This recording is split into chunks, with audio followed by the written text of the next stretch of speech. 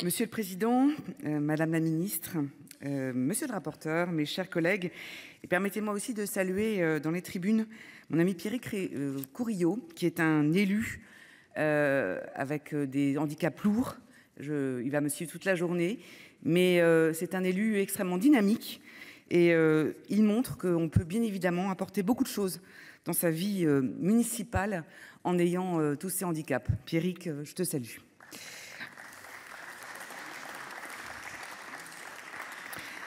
En juin 2022, Henri Cabanel, que je salue ici, rapporteur de la mission d'information sur la redynamisation de la culture citoyenne, à laquelle j'ai été heureuse de participer, ouvrait la voie de nouvelles mesures visant à restaurer le lien entre les citoyens et les institutions.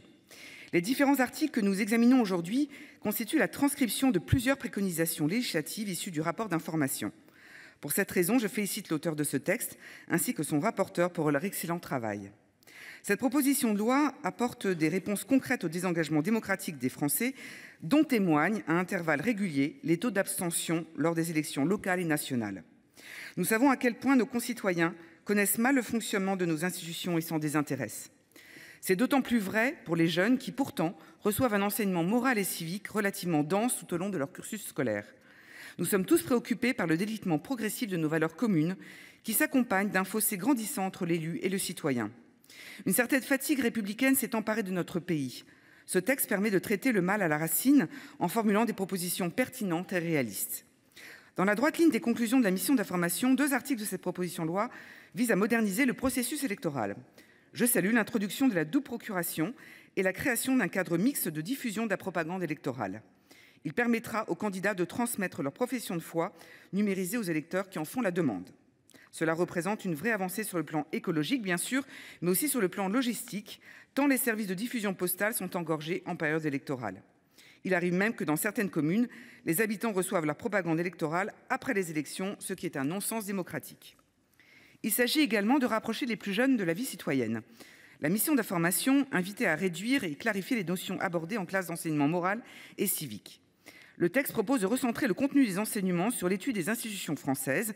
Cette proposition est judicieuse compte tenu du manque de cohérence d'ensemble qui caractérise le programme actuel de l'EMC, dont les objectifs sont pour le moins disparates. De la même manière, la création d'un statut d'élu étudiant est une excellente mesure. Nous devons encourager ces jeunes vocations dédiées au service de l'intérêt général.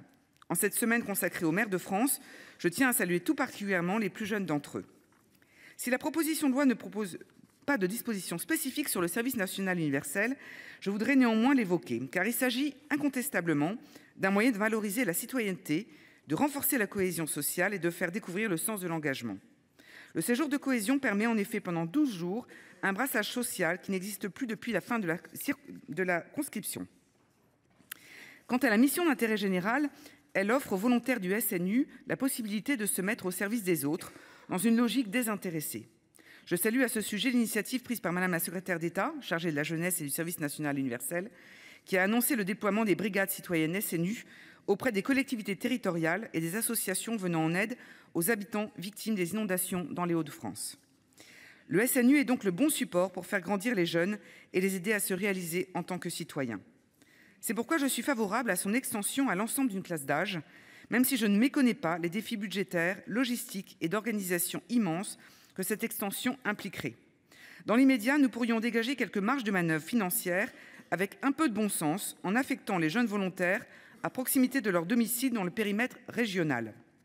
Néanmoins, comme le souligne très justement la mission d'information, la saisine du Parlement sera indispensable pour mettre fin à l'ambiguïté du SNU et trancher enfin sur sa nature militaire ou civique, volontaire ou obligatoire. En tout état de cause, la proposition de loi qui nous est soumise est pertinente et le groupe Les Indépendants lui apportera son soutien. Je vous remercie. Merci beaucoup, Madame la sénatrice.